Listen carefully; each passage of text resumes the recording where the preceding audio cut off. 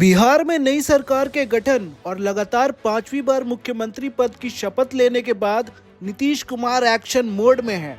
मुख्यमंत्री नीतीश कुमार अपने 2 दिवसीय दौरे पर दिल्ली पहुंचे, जहां उन्होंने प्रधानमंत्री नरेंद्र मोदी और गृह मंत्री अमित शाह से मुलाकात की।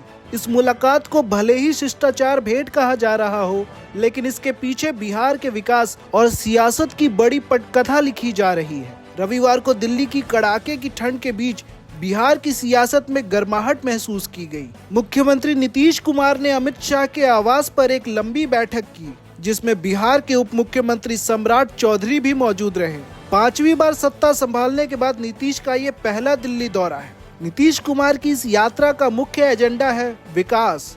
सीएम ने केंद्र सरकार से सड़कों, पुलों, स्कूलों और अस्पतालों के निर्माण के लिए ज्यादा फंड और सहयोग मांगा है। खासकर युवाओं के लिए नौकरियों और रोजगार के नए अवसर पैदा करना नीतीश सरकार की प्राथमिकता है। चर्चा इस बात की भी है कि केंद्र सरकार बिहार को एक विशेष पैकेज की सौगात दे सकती है, जिससे राज्य के इंफ्रास्ट्रक्चर को नई रफ्तार मिलेगी।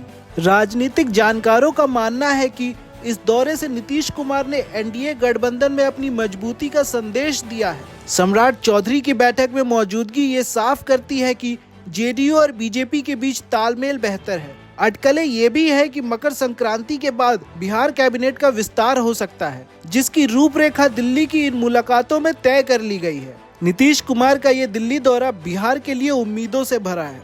एक तरफ विकास की योजनाओं को केंद्र की हरी झंडी मिलने की उम्मीद है, तो दूसरी तरफ राजनीतिक स्थिरता का संदेश। अब सबकी निगाहें मकर संक्रांति पर टिकी है, जब बिहार की राजनीति में कुछ बड़े बदलाव और नई योजनाओं की घोषणा हो सकती है। ऐसी ही खबरों को जानने के लिए हमारे चैनल को सब्सक्राइब करें।